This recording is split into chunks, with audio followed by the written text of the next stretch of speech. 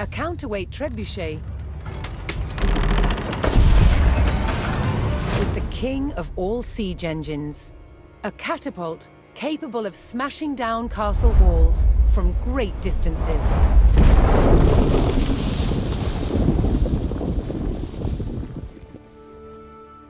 At Warwick Castle in England, they've built a replica, one of the largest in the world. Originating in 7th century China, by the 13th century, trebuchets had evolved into devastatingly powerful weapons. Such a simple design, but so effective. It has several key features. A pivoted arm with a weight at one end, and a sling to hold the projectile at the other. To prime, the 6-ton weight is raised using tread wheels. So this is one of the wheels, one of two that's attached to an axle, which would lift the counterweight, weighing 6 tons. It's based on muscle power alone. What's essential about launching a projectile as far as possible is making sure that this end of the arm is moving as fast as possible. So once that weight drops, it really sends this point of the arm moving at its highest velocity. This was done by positioning the pivot close to the counterweight and by launching the projectile from a sling.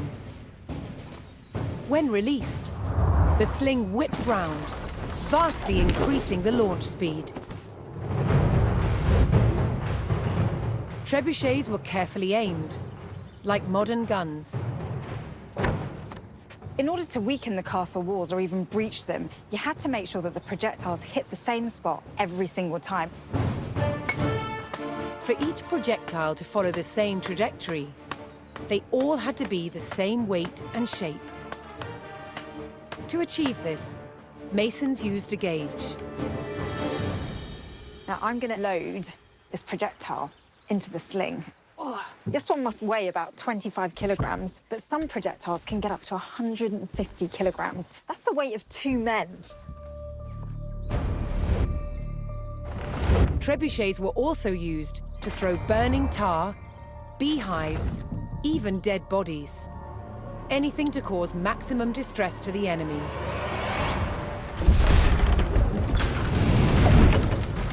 Did you hear that whoosh? It was the counterweight trebuchet's lethal combination of power and accuracy that made it the ultimate medieval siege weapon.